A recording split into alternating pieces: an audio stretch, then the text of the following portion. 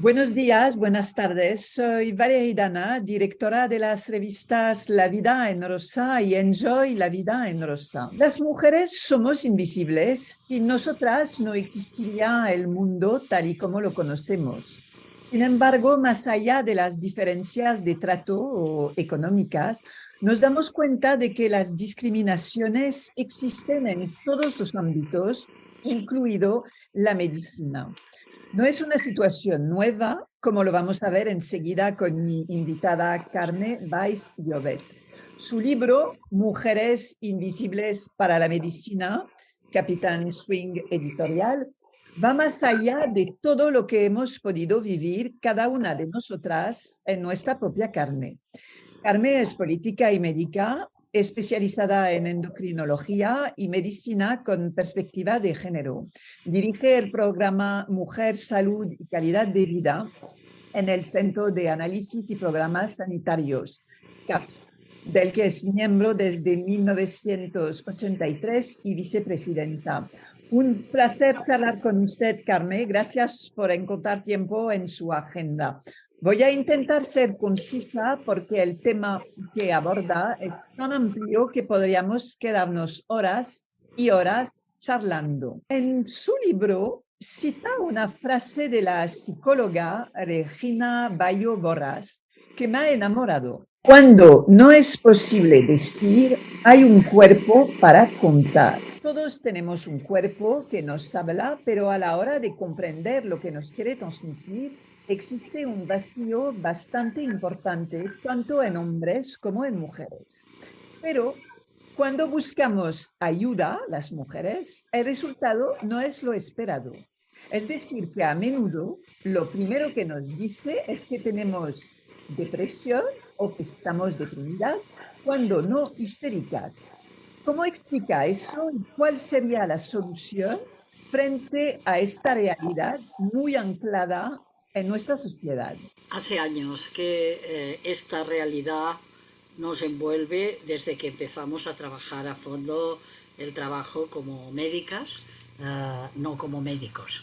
O sea, el estudio de las contradicciones que nos decían los pacientes al venir a la consulta entre lo que decían las mujeres, que es estoy cansada, o estoy dolorida, tengo dolor o tengo cansancio, era tan diferente de lo que explicaban algunos hombres, muy pocos, porque los hombres no van a la consulta, los hombres van directamente al hospital, porque no se han de quejar y por lo tanto ellos, cuando ya están muy mal, van al hospital.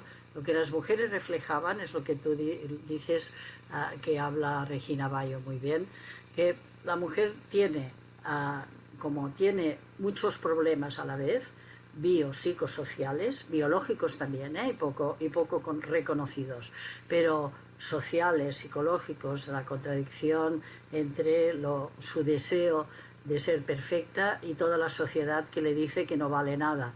Entonces, estas contradicciones que generan muchas sensaciones de culpa, generan mucha angustia. No tanto ansiedad, mucha angustia. Entonces, esto genera malestar.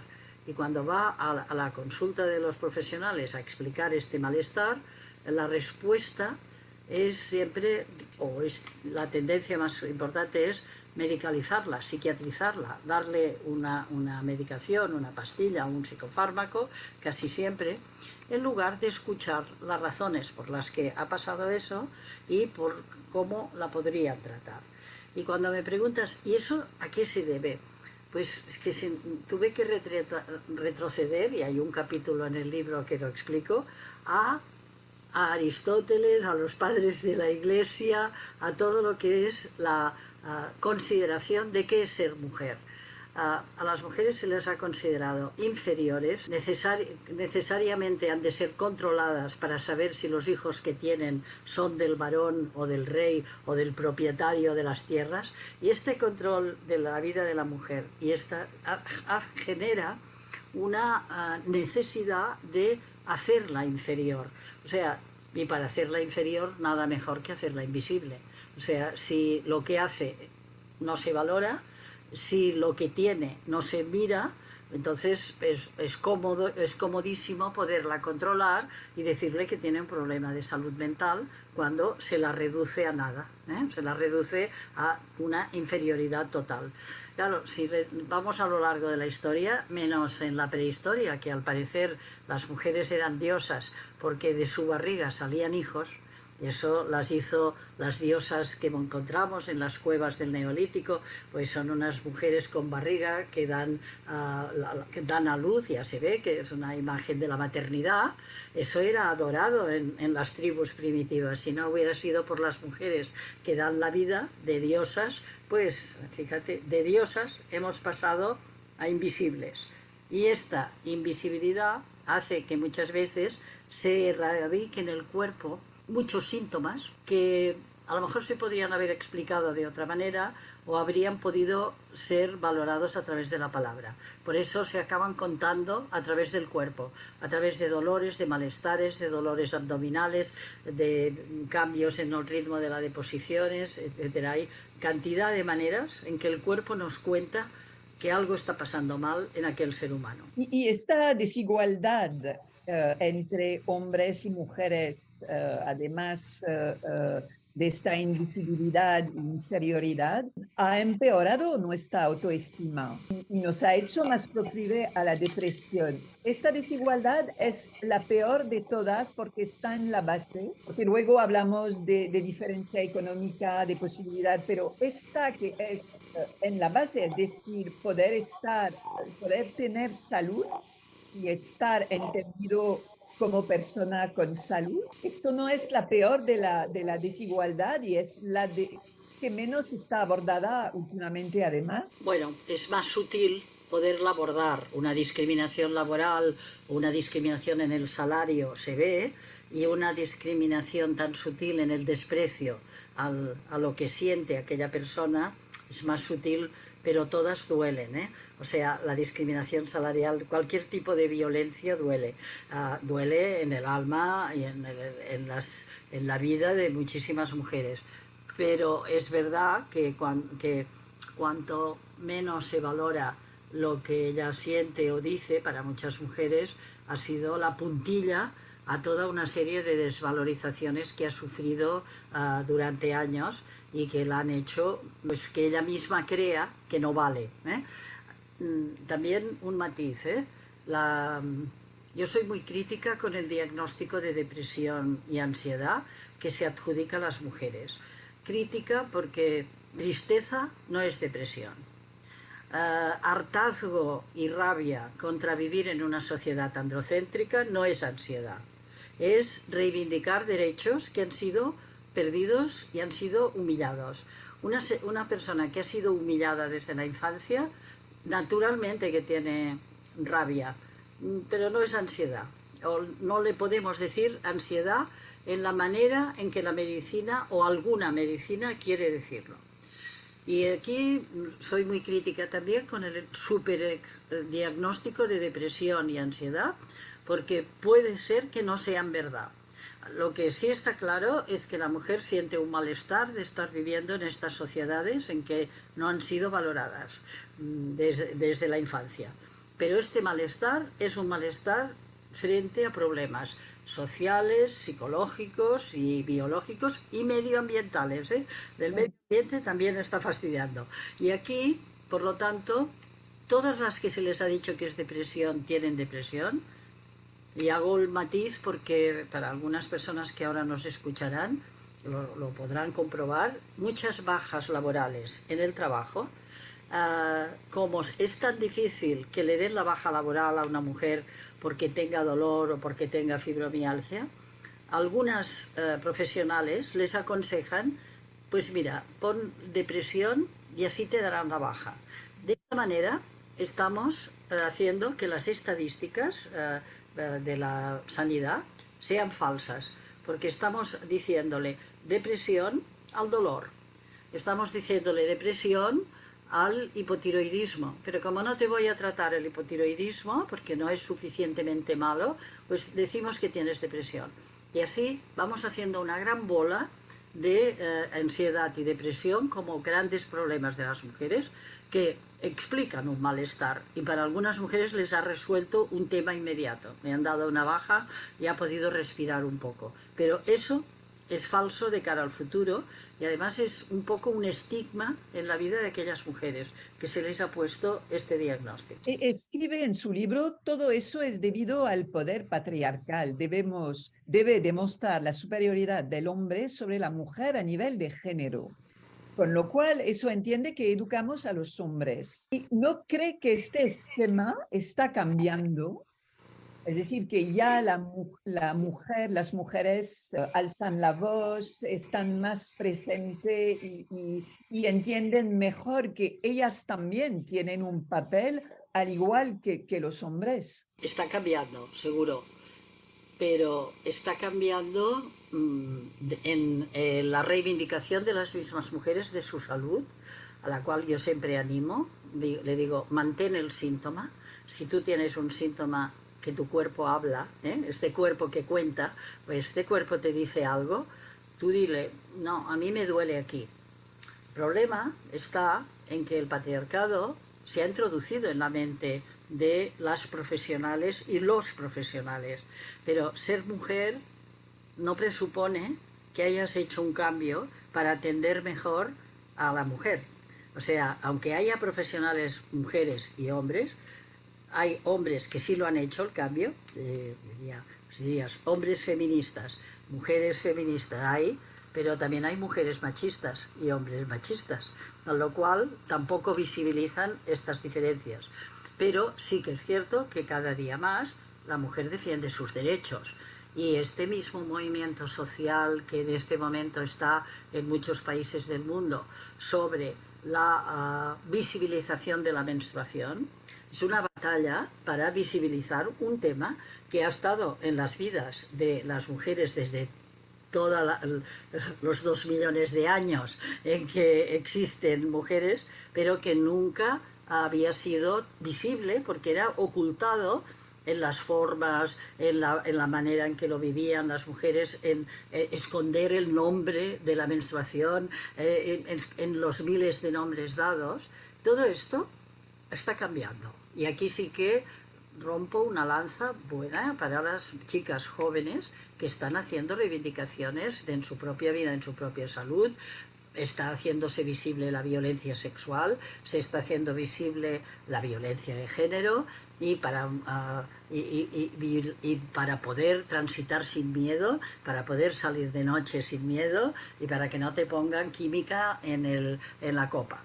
Pero esta reivindicación a veces, a lo largo de los años de vida, va aflojando porque te han dicho tantas veces, pero si usted no tiene nada, pero usted qué quiere, si, mire, tiene unos análisis que le salen muy bien, usted no tiene nada. Naturalmente, análisis hechos a la medida del hombre. O sea, si la vigilancia de la salud se hace para vigilar salud de hombre, la mujer sale normal. Si miramos otros tipos de análisis, tendrá sus problemas. O sea que el patriarcado se introduce de muchas maneras sutiles en la ciencia, en la mente de los profesionales, pero tienes razón que hay un cambio en las mujeres reivindicando sus derechos, y eso me ha llenado de satisfacción después de 30 años de explicar que había diferencias, porque son las mujeres las que han ayudado a que el libro esté en la 3ª edición. Son ellas las que lo han comprado y son ellas las que se lo han leído, y son ellas las que se defienden cuando van al profesional y les dice yo no tengo nada. Pues ellas dicen, no me podría mirar el hierro, no, porque estoy cansada. Y esta doctora dice que si estamos cansadas lo primero es que miremos nuestras carencias. Sobre la menstruación, hace poco una joven, me paró en la calle para preguntarme si tenía un tampón. Esto yo hace años jamás me hubiera atrevido a hacer esta pregunta a una mujer en la calle. Con lo cual eso a mí me da esperanza de que poco a poco vamos a soltarnos. Uno de los muchos ejemplos de diferencia de atención entre ambos sexos que aparece en su libro está relacionado con la enfermedad cardiovascular, primera causa de muerte en el mundo. Hasta hace poco no se había tenido en cuenta de que este tipo de dolencia podía afectar a la mujer, a pesar de que es un asunto del que se habla desde hace tiempo. Y si me permite, voy a extrapolar este hecho.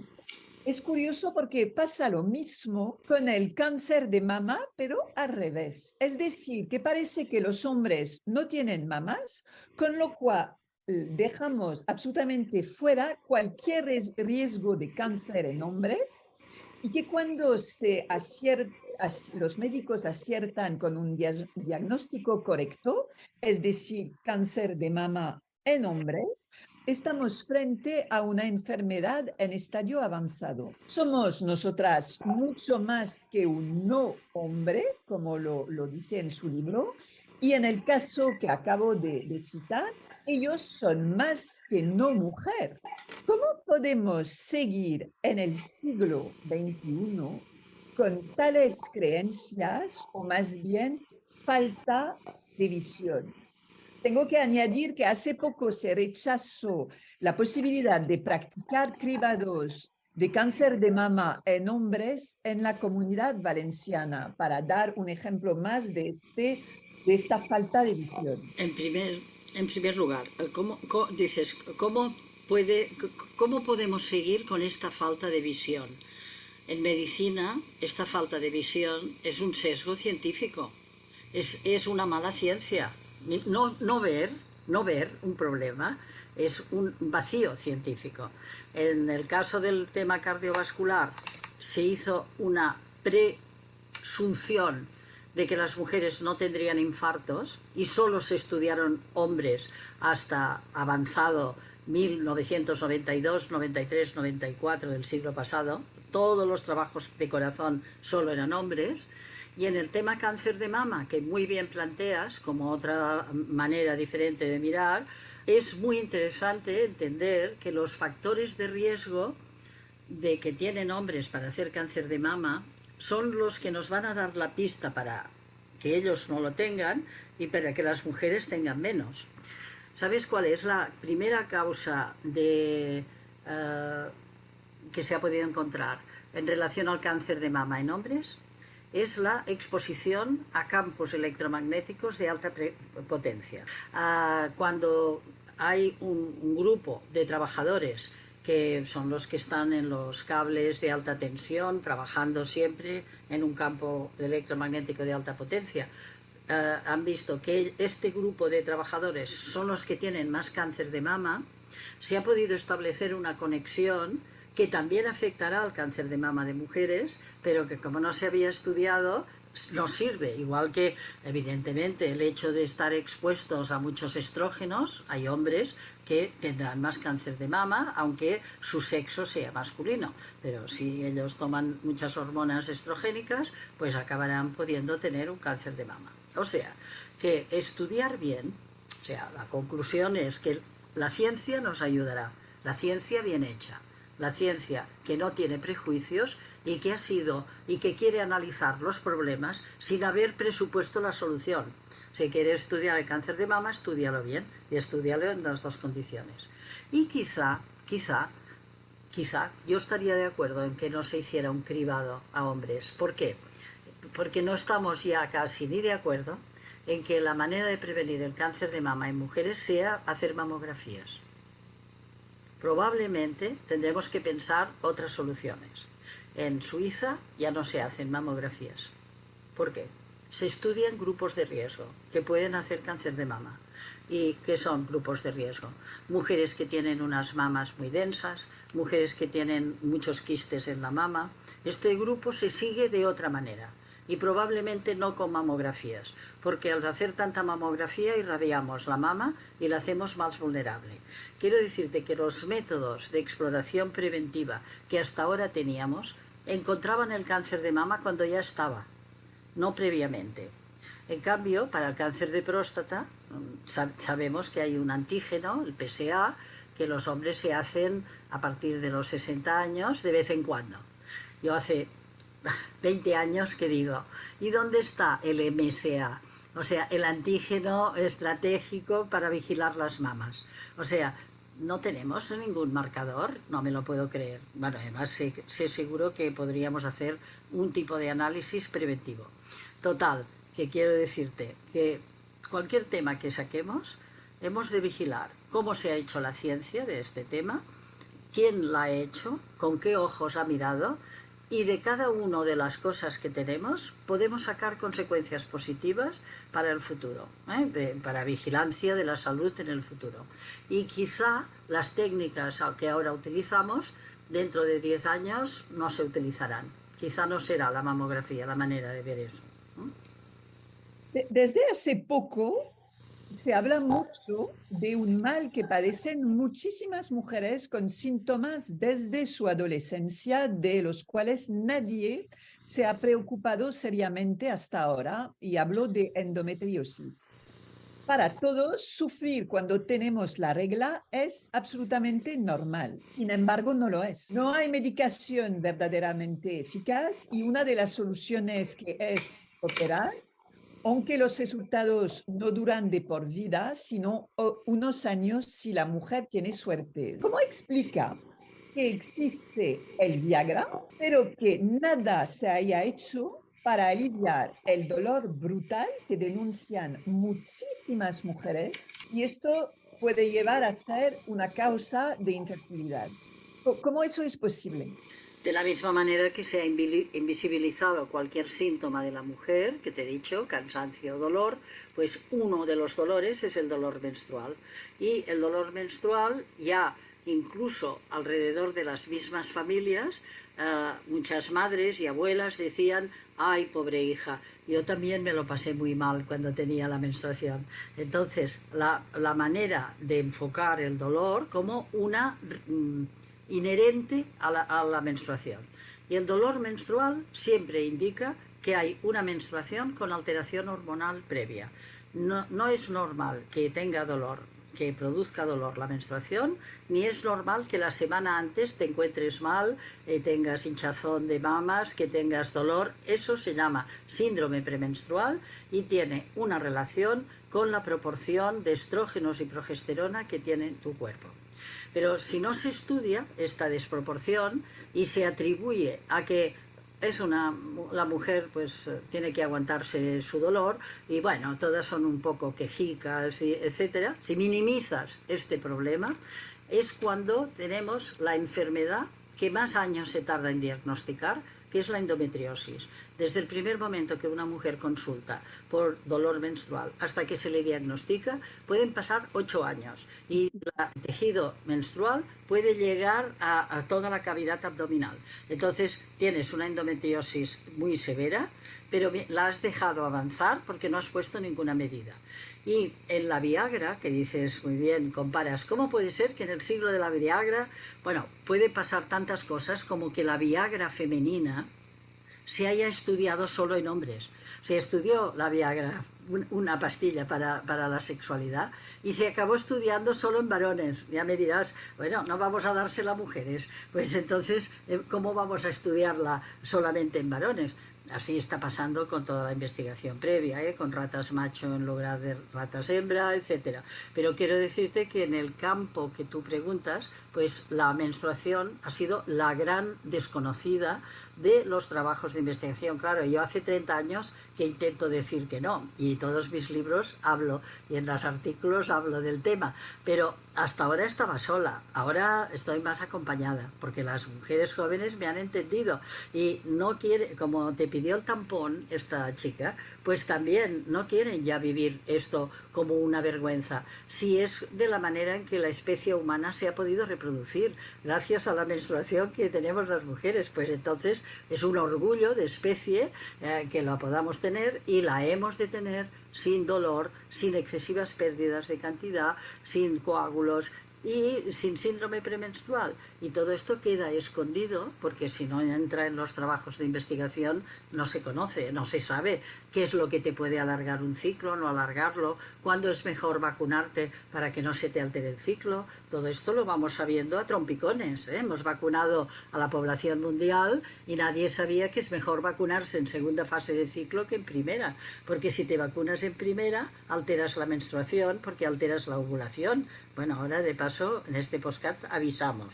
Suponiendo que usted se tenga que poner otra vacuna y tenga la menstruación, póngase la vacuna después de la ovulación.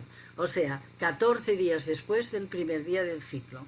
Pues es la primera vez que escucho esto. Yo no creo haberlo ni leído ni Bueno, escuchado en es un ningún. artículo que hace 3 semanas que ha aparecido en el Lancet. Es un artículo reflexionando sobre las alteraciones que muchas mujeres han contado que les han pasado después de la vacuna. Después de la vacuna nos hemos encontrado desarreglos del ciclo. No graves, el desarreglo se arreglaba al cabo de 3 o 4 meses, pero ahora sabemos que era peor, ha sido peor cuando se ha vacunado en primera fase de ciclo, que es el momento en que se prepara la ovulación y la fabricación de progesterona. Pero es bueno, ya que estoy en un premedio de comunicación y que vamos a avisar a todas nuestras sorores, nuestras hermanas, que queden avisadas de que puestos a ponerse una vacuna, póngasela usted a partir del día 14 hasta el 28 del ciclo, no del mes. O sea, del día que te ha venido la menstruación, es el primer día del ciclo, y a partir de 15, 16 días después, pues es más seguro ponerse una vacuna. Sabiendo, como lo acaba de decir, que existen diferencias entre otras fisiológicas entre ambos sexos, ¿por qué cuesta tanto considerar las necesidades particulares de las mujeres? ¿Cómo podemos imaginar y aceptar que estemos tomando medicamentos que nunca hayan sido probados en mujeres antes de su comercialización? Es que a mí esto me parece absolutamente alucinante. La primera vez que lo conté a un grupo de mujeres y que expliqué que no todos los medicamentos que tomamos han sido investigados en mujeres ni tampoco en ratas hembras, solo en ratas macho. La mayoría de medicación cardiovascular que damos habitualmente para el colesterol o para el corazón y la mayoría de productos, por ejemplo, psicofármacos, que se utilizan ansiolíticos o antidepresivos, se han investigado solo en hombres y en ratas macho. Con lo cual, ¿cómo es posible que nos pase? Y estas mujeres a las que yo les explicaba y entendieron que esto no había sido así, porque se minimiza o sea, se cree que estudiando al hombre ya se estudia a la mujer. Y el hígado de las mujeres metaboliza diferente los fármacos que el del hombre. Y los metaboliza a veces de una forma, a lo mejor, pero más lenta. Con lo cual se tendría que dar probablemente la mitad de dosis de la mayoría de fármacos. Y cuando se ha puesto en marcha la fase 3, cuando entran los fármacos a la población, se ha visto que a quien producen más efectos secundarios los fármacos es a las mujeres. Si miramos quién ingresa en el hospital, no sé, lo acaban de estudiar en el Hospital de San Pablo en Barcelona, las personas que ingresan por problemas con los fármacos son mayoritariamente mujeres en un 80% de casos. Y eso se sabe en todo el mundo, porque no se han estudiado las diferencias. Y como te decía al principio, una mujer que me oyó me dijo, a partir de ahora voy a preguntar, cuando me den un fármaco, ¿esto se ha estudiado en mujeres? Si no se ha estudiado en mujeres, no me lo dé, no me lo voy a tomar. Bueno, pues quizá tendremos que hacer una resistencia pasiva para que los laboratorios farmacéuticos entren en la idea, los investigadores también y los médicos y médicas que hemos de hacer el gesto de hacer la receta, también pensemos si este producto se ha estudiado igual en mujeres y en hombres y se han tenido en cuenta sus diferencias de metabolismo, el tejido graso, cómo tiene la manera de metabolizarlo en su propio hígado, todo eso son factores que tenemos que tener en el futuro. Pero te digo una cosa, no existe una clase todavía de farmacocinética diferencial. Yo dirijo un equipo de médicas en toda España, que somos la Red CAPS, que somos profesionales sanitarias, psicólogas, en fin, enfermeras, y hay un grupo de farmacéuticas y ya se han unido con María Gil de Valencia, una farmacéutica comunitaria que ha entendido perfectamente el tema, para estudiar estos problemas. Y eso no vamos a parar, creo que no van a parar.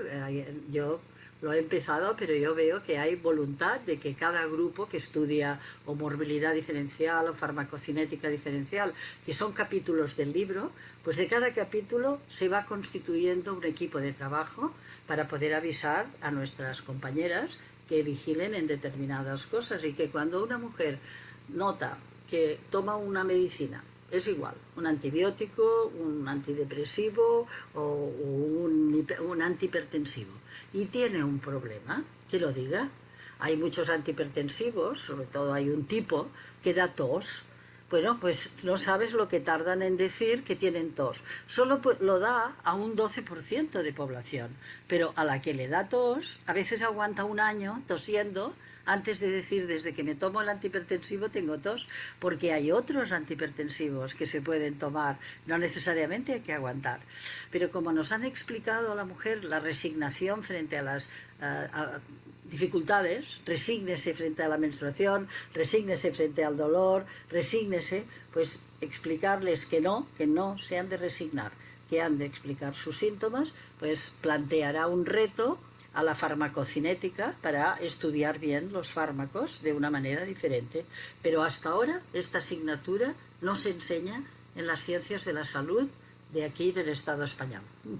Y cuando le escucho hablar, yo podría pensar que cuando nos dirigimos quizás a un médico mujer, vamos a recibir más comprensión por su parte, pero no es así. Yo he tenido ginecólogas, por ejemplo, y pienso en una específicamente, tenía efectos secundarios de un producto que me dio, y cuando le dije que no lo soportaba, me dijo, pero todas las demás sí. ¿Con quién podemos hablar y en quién podemos confiar? Porque si una mujer me dice esto y yo le digo, pero yo soy yo y las demás son las demás, obviamente, yo veo que las mujeres quizás no son las que más ayudan a las suyas. Bueno, seguro que hay de todo, ¿eh? Seguro que si te has Y encontrado afortunadamente. comprensión, pues has encontrado. Yo lo que digo siempre es que ha faltado ciencia, tanto para mujeres como para hombres. Todos estudiamos en la misma facultad, por lo tanto es en la Facultad de Medicina donde en la clase de farmacología se tendría que explicar lo que ahora estamos hablando. Si no ha habido ciencia, difícilmente la persona que sale con el título de la facultad va a hacer caso, a menos que haya asistido a una reunión del CAPS, que haya venido a una jornada de reflexión o que se haya leído artículos nuevos que van saliendo.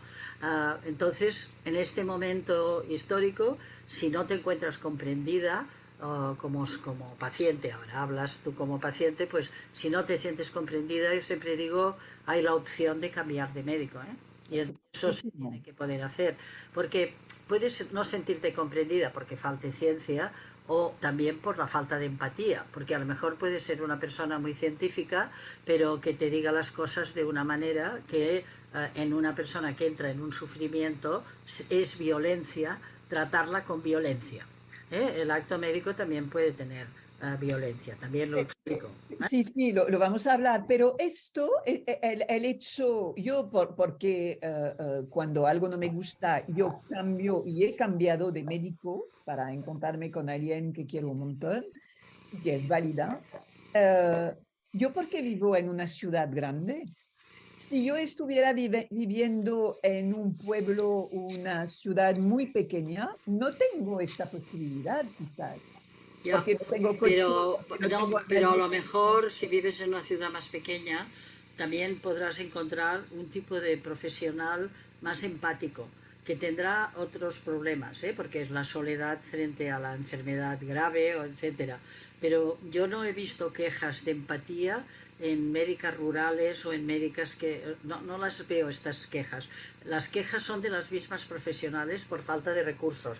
Por ejemplo, si yo necesito una ecografía urgente y estoy en medio de Soria, ¿cómo puedo obtenerla de una manera rápida? ¿Me entiendes? Las médicas piden esto. O cómo puedo hacer un análisis. Pero ellas escuchan mucho, las médicas rurales que están solas, pero es verdad, puede ser que no puedas, que por mala suerte en tu pueblo tengas una médica que no te escuche, pero aquí entra a formar parte del tema de cómo están en este momento los recursos de la sanidad pública, porque los recursos de la sanidad pública están escasos y se ha abandonado a muchas médicas y médicos, sobre todo a médicas, que son las que están dando la cara en atención primaria a su suerte.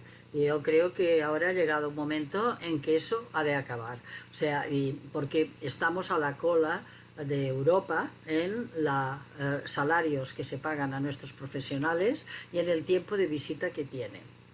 Nos apartamos un poco del tema porque en el libro de eso hablo también tangencialmente, pero en el momento de los tratamientos también digo, para poder hacer un buen diagnóstico de un caso y un buen tratamiento se ha de tener tiempo y 5 minutos de visita Es y imposible. que veamos como un logro lo que vemos en algún convenio de que como mínimo que no tenga que hacer más de 35 visitas al día. Ya se ve que 35 visitas divididas entre 8 horas salen a muchos pacientes por hora y es difícil tratarlos bien en casos complejos. Para mirar una garganta te la miro en un minuto, y para ver si tienes un absceso también. Pero para otros problemas relacionados con el corazón, el cansancio, etcétera, necesito más tiempo. Y eso se han sobrepasado todos los límites. Claro, estamos jugando entre un conflicto entre las necesidades y la realidad y los tiempos de los profesionales. Así todo, como todas estas profesionales son mayoritariamente mujeres, estamos otra vez bajándoles las autoestimas, diciendo que es un problema de ellas que no trabajan cuando no pueden más. O sea que aquí extendemos la invisibilidad de las mujeres a la invisibilidad de los profesionales y sobre todo las profesionales sanitarias del mundo rural y las urgencias rurales. El conflicto que hay en este momento en Madrid es con urgencias en el mundo rural y que yo tengo amigas sacrificadas todos los finales de semana para hacer todas estas urgencias y ya no pueden más con la falta de recursos que hay. Todo es complejo, pero hemos de estudiarlo en su totalidad para no culpabilizar otra vez a otras mujeres que son profesionales, sino al revés, darles recursos para que trabajen bien. La voy a citar una vez más. En la asistencia sanitaria, la violencia se puede manifestar tanto en la no realización o la omisión de lo que sería obligatorio en la investigación específica de todos los hechos relacionados con la salud. Las causas en los aspectos biológicos, clínicos, psicológicos, sociales, culturales y medioambientales, como en el momento de la realización del acto médico o sanitario, ya que se pueden expresar estereotipos de género que minimicen la escucha de los problemas que plantean las pacientes, colaborando así en su victimización. Sigue enumerando una serie de violencias hacia la mujer y al final del párrafo añade una frase que expresa muy bien una realidad: la destrucción del ser humano que ha pedido ayuda, que pasa a ser una enferma o un enfermo en lugar de tener una enfermedad o de estar enfermo o enferma. Y eso es algo muy común en pacientes de cáncer, es decir, que ya no son personas, son pacientes y a menudo no se les escucha y hasta que lleguen a la conclusión de que haya un tumor y que está en un estadio bastante avanzado. ¿Por qué no se considera a la mujer? Eso lo hemos visto, pero porque además se la trata mal. Claro. Todos son, si hablamos de hombres, tienen mujeres, tienen madres, todos. Quizás porque nos callamos, se nos sigue tratando así. Sí, y también puedes pensar más cosas, porque nos callamos, porque también se trata mal a algunos hombres de cáncer, también acaban siendo convertidos en el cáncer, no en el Juan, Pedro o Carmen y Mercedes. O sea, un ser humano tiene una enfermedad, la pasa, y por eso hice esta distinción del ser enfermas a estar enfermas. Es diferente.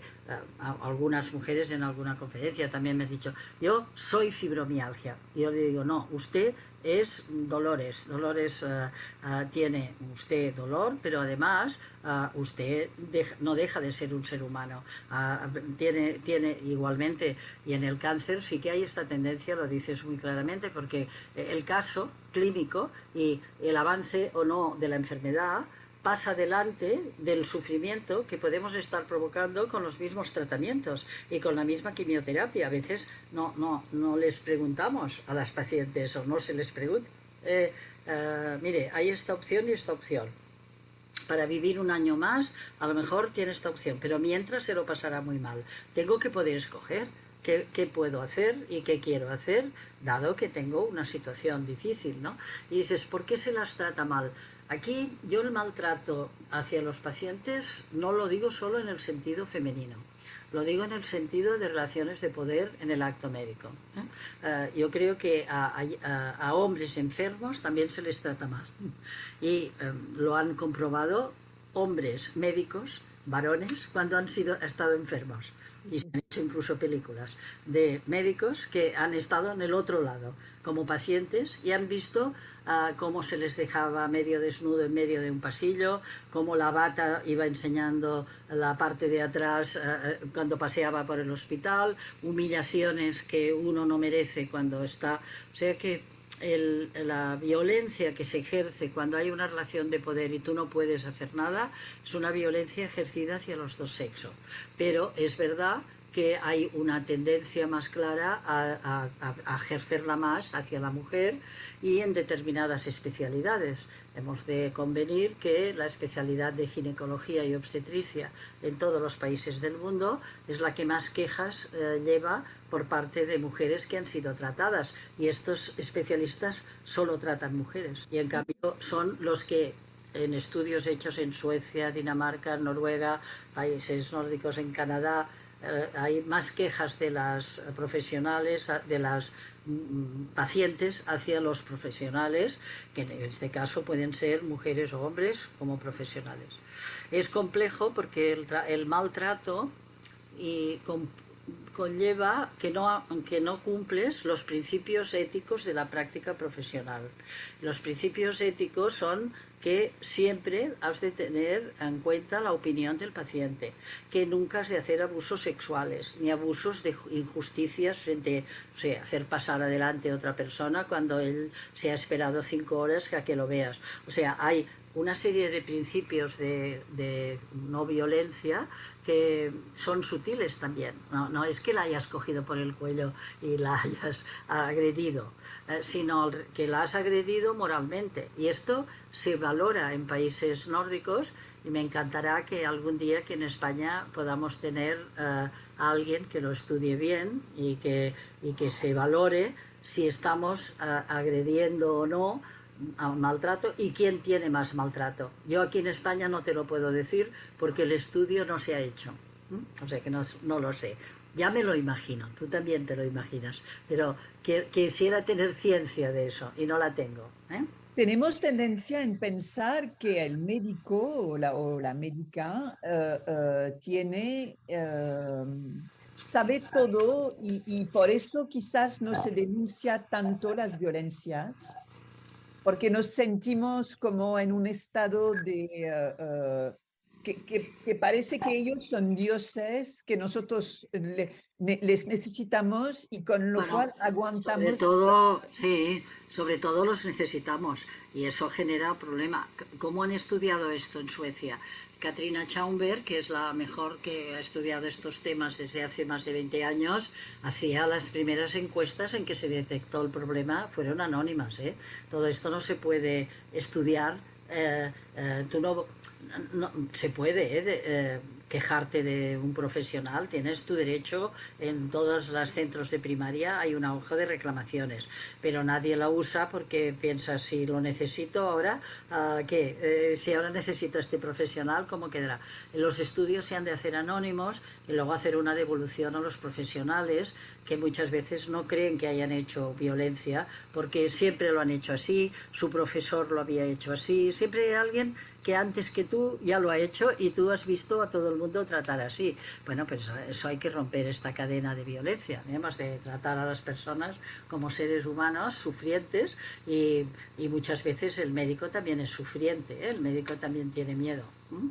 Y también tiene muchas cosas. Al leer su libro, me estuve preguntando si los médicos están lo suficientemente preparados. Hay vida más allá de los libros y parece que a pesar de la formación continua que dicen seguir o que se supone que sigue, no se tiene tanto en cuenta el feedback de las personas, hombres como mujeres además, ¿eh? Ahí. Es decir, que se tiene más fe en lo que se ha aprendido en los libros que en lo que sale de la boca de los pacientes. Y Sí, aquí mezclo mujeres y hombres porque creo sí, que sí, aquí sí. hay una cierta igualdad. ¿Qué opinas sobre esto? Sí, sí, que hace falta más formación en la escucha. Hay una, Elena, una triste, bueno, hay ha escrito un libro sobre escucha activa. Yo creo que falta formación en este campo, ¿eh? La escucha hacia el paciente, porque la formación de un profesional ha de ser humana en todos los aspectos. Pero te digo lo mismo, se explica esto en la formación MIR, se tienen un apartado de relación con el paciente y de escucha. Pero se les cae el alma al suelo a los residentes cuando ven la práctica profesional, porque todo lo que han aprendido en la teoría lo tendrían que ver en la consulta. Llegan a la consulta, tienen una lista de 40 visitas para aquel día. eh, ¿Con qué ánimo haces una escucha activa? Si sabes que vas a tener 4 minutos y que si te retrasas, 20 personas más van a estar retrasadas durante toda la mañana o durante toda la tarde. Pues vamos a lo mismo. La escucha activa y la formación de los médicos es, en este campo, la formación del MIR tiene aspectos que tienen en cuenta esta parte humana. Lo que pasa que muchas veces el mismo profesional que lo enseña, pues no le ha parecido que poner un espéculo a la fuerza en la vagina de una mujer sea una mala praxis. No, yo la tenía que poner. Bueno, pero si la mujer no quiere, tienes que explicárselo. O sea, la idea de que hemos de hacer prácticas, incluso enfermeras, que también lo he vivido como paciente acompañante o como acompañante de paciente. Entra una enfermera y te pone una gota, bueno, en el ojo, pero no te explica qué te pone. Pues se ha de explicar. O sea, porque aquella persona, ¿qué me ha puesto? Pues no lo sé, le pica, si le pica me lo dice. Bueno, pero ¿qué me ha puesto? ¿Un dilatador? ¿Un tal? Pues es una manera de tratar a las personas no como personas, sino como si fueran un ganado al que hay que poner eso porque toca por el protocolo y no que no se queje. No, nunca. Un ser humano deja de ser ser humano. Que bueno, yo creo que ni un emigrante ni nadie ni deja de ser humano, que tenga un grado de discapacidad. Pues un paciente tampoco, una paciente tampoco deja de serlo.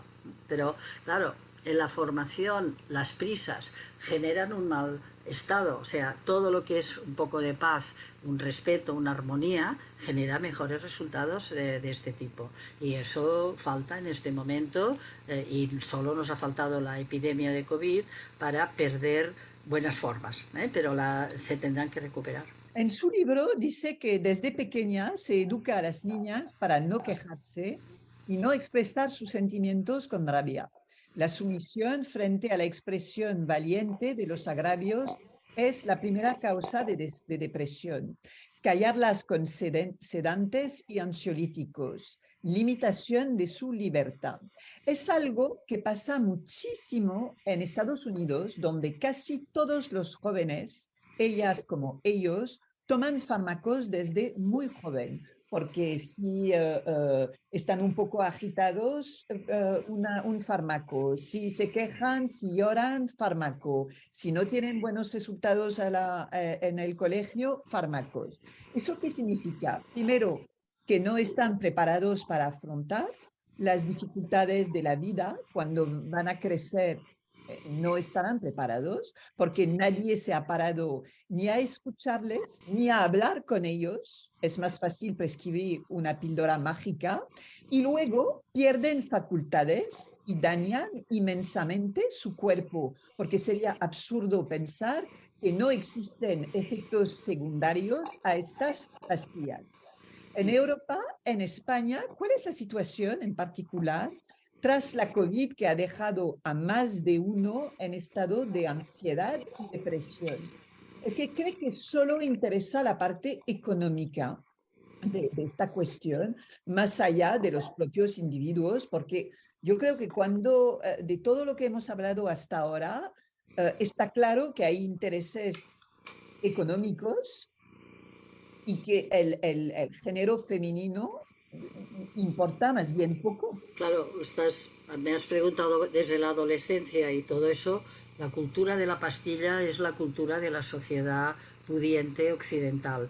En Estados Unidos es un paradigma de cantidad de fármacos que se están dando, pero España es un país que está recetando muchísimos ansiolíticos, antidepresivos y anticonceptivos entre niñas de 12 años ya, ¿eh? Porque al pequeño problema de menstruación se les da un anticonceptivo. Un anticonceptivo es para no concebir, no es para arreglar un trastorno del ciclo. Entonces, es una sociedad que pide también, las pacientes piden una solución rápida, todo queremos hacerlo rápido y entonces no, se ha de aplacar la ansiedad que pueda tener aquella persona y se le ha de decir que esto va a requerir pues un proceso, un tratamiento, pero esta paz que la tendrían que dar el equipo médico psicológico, pues como no están las psicólogas para poder atender bien, porque no hay en muchos sitios y en salud pública faltan, pues entonces es difícil. En los temas de salud mental es la palabra la que puede ayudar más que mucha pastilla. Lo que está pasando con la COVID ha sido un ejemplo, ¿no? Entonces yo creo que aquí en España ya está alertada atención primaria, ya lo sabe que está recetando demasiado sedante antidepresivo y lo intenta cambiar, pero lo intenta cambiar voluntarísticamente, llama a las pacientes, mire, usted estaba tomando esto, tendría que tomar menos. No, lo está tomando porque a lo mejor es una persona que está sola, a lo mejor es una persona que ha roto los vínculos con su familia, a lo mejor es una persona que tiene, o un chico o una chica joven en que han visto una frustración en su entorno. Hay muchas causas y por tanto aquí hay que tener la paz para poder hacer un tratamiento con la palabra y por tanto el papel de las psicólogas y psicólogos va a ser clave. Pero cuando digo que no hay recursos, pues tampoco hay recursos para pagar quien tendría que haber en las plantillas. Tiene que haber, hemos de reforzar las plantillas con médicos, médicas, enfermeras. Muchas veces las enfermeras son fantásticamente preparadas para ayudarnos a hacer una atención más holística de las personas, ¿no? Y en cambio las tenemos haciendo papeles, administración, burocracia, las tendría que hacer una administrativa, no la enfermera. Hemos cambiado los roles, ¿eh? O sea, la administrativa no hay, luego la enfermera hace de administrativa y luego el médico hace de enfermera. Vamos a pensar un poco cómo vamos a hacer la atención sanitaria, ¿no? Estoy sensibilizada en este tema, que algún día tendré que escribir el libro de eso, pero ahora por todo lo que está pasando en la sanidad, o sea, es esta crisis global de un mal rol, los roles traspapelados hacen que no hagamos una buena atención. También dice en su libro, la primera de las agresiones a la salud mental de las mujeres ha sido precisamente separar y dividir su cuerpo y su mente, y creer y hacerles creer que su mente manda sobre su cuerpo, cuando quien realmente ha querido mandar durante siglos ha sido el poder machista y androcéntrico. ¿Cómo llegar a un equilibrio? A través del desarrollo personal. Quizás lo hacemos mal desde hace generaciones porque a nivel de la educación nos olvidamos que hay una parte mente, una parte cuerpo y que hay una unión también y no hay dos entidades diferentes, lo que han entendido otras culturas, ¿no? Por cierto. Sí, sí. En la mentalidad ya desde la cultura griega y patriarcal era separar mente y cuerpo, incluso decir que el hombre es mente y la mujer cuerpo, y que a partir de aquí pues las mujeres no pueden pensar y los hombres no pueden sentir, y eso lo hemos cultivado, ¿no? Pero esto está cambiando, ¿eh? Las mujeres jóvenes saben perfectamente que tienen cuerpo y mente y que están unidas. Y lo sabemos tanto que aún sabemos también que un trastorno de relaciones emocional en el trabajo nos cambia el ciclo menstrual. ¿Por qué? Porque está unida la hormona con lo que sentimos, con lo que hacemos y lo que pensamos. Yo creo que, que la separación cuerpo-mente ha habido una tendencia clara porque además hemos separado las especialidades médicas y los psiquiatras se encargan de la mente y los médicos del cuerpo, pero los médicos tienen que estudiar también psiquiatría y los psiquiatras saber que tratan a un ser humano en toda su amplitud, ¿no? Aquí falta ciencia que no separe, y falta una coordinación general. Y fíjate, ¿quién tendría que coordinar una atención sanitaria? Pues precisamente el médico o médica de familia. Ella es la coordinadora general, no es la última persona a la que se le dejan sin recursos y sin tal. Es la que tendría que vigilar que un antihipertensivo no te alterara la menstruación y que una alteración de la menstruación no te alterara, pues yo qué sé, las proteínas o el colesterol. Y todo eso, eso lo coordina alguien. Pues ese alguien es a la que se le ha dejado con la mitad de los recursos, porque tendría que ser el 25% del gasto público y no lo tiene. Y este alguien es mujer, casi siempre, porque el 80% de médicas de primaria son mujeres. Y ya que hablamos de la invisibilidad, pues hablemos. No lo puse en este libro, pero tenía pensado un capítulo que era sobre las profesionales sanitarias. Y ahora me estás provocando porque lo tendré que escribir, ¿eh? Que al principio de esta charla, de esta conversación con usted, cité la frase de la psicóloga Regina Bayo Borràs: cuando no es Sí, posible decir, hay un cuerpo para contar. sí. No tenemos un problema. Es decir, que usted dice que en ocasiones convertirse en enfermas puede ser también una imagen que compense situaciones penosas que no se han atrevido a reflejar a través de la palabra. Una forma de ver consoladas sus contradicciones con la mirada compasiva de los demás. ¿Sabemos comunicar? Yo creo que no, ni siquiera con nuestra familia, con lo cual, ni mucho menos con un desconocido que se va a convertir en nuestro médico o médica. No tenemos no hay un verdadero problema de falta de comunicación verbal que no pase por los insultos, que también es el gran problema de nuestra Claro, sociedad. claro, pero fíjate, esto sí que es una educación social lo que planteas. Es evidente que falta comunicación. Si los medios de comunicación reproducen insultos, no reproducen ideas. O sea, la gente no se comunica ideas, se descalifica, sobre todo porque muchos hablan de política como si esto fuera el máximo. Yo creo que que aquí juegan un gran papel las reflexiones, ¿eh? Yo creo que lo que estáis haciendo los que trabajáis con podcasts con otro tipo de reflexiones que estamos intentando, webinarios, revistas, pensamiento, es mejor eso que va generando ideas de comunicación. La comunicación se enseña comunicando y los medios sociales enseñan solo comunicación del móvil, frases cortas y pocas ideas. Fíjate, llevamos una hora hablando y hemos explicado ideas que seguro que podrían desarrollar otras ideas, pero bueno, ¿qué podemos hacer más adelante? O sea, porque todo no vamos a decir en un solo día. Pero la comunicación es cuando hay ideas se pueden contrarrestar, la otra persona a partir de aquí piensa en lo que le ha pasado y puede comunicar otras reflexiones sobre el tema. Hemos intentado no descalificar radicalmente a nadie, porque lo intento profesionalmente, y el libro creo que lo refleja, porque creo que donde ha empezado a fallar ha sido en la falta de crear ciencia de la diferencia, ciencia de las desigualdades en medicina, para visibilizar bien.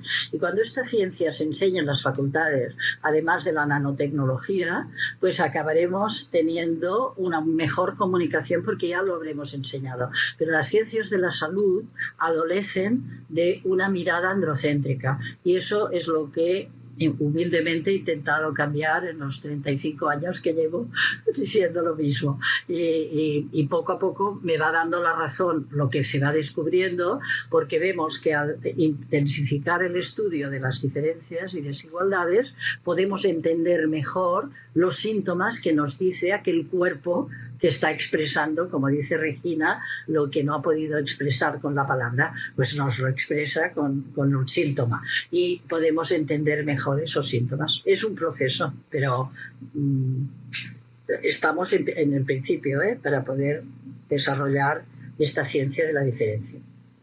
Nuestra sociedad se mueve, es la buena noticia, lentamente, pero se mueve. Existe un movimiento que empuja a las niñas a dedicarse a la investigación a través de la labor, por ejemplo, de la Asociación Española de Investigación sobre Cáncer, la SECA, entre otras. María Blasco, mujer, dirige el CNIO, que es un centro mundialmente reconocido por su gran labor. ¿Cree que algún día, y eso para acabar, nuestra sociedad va a ser capaz de reconocer nuestro valor y de escucharnos como escucha a nuestros compañeros que son los hombres, que no son ni más ni menos iguales a nosotros? Es decir, que aquí no hay ninguna intención de dividir, todo lo contrario, porque nuestra sociedad está compuesta por hombres y por mujeres. ¿Cree que eso algún día lo vamos a ver? ¿O vamos a tener una esperanza de que algo cambie? Yo creo que lo estamos viendo ya. O sea, que no lo espero. Veo que ya lo estamos viendo.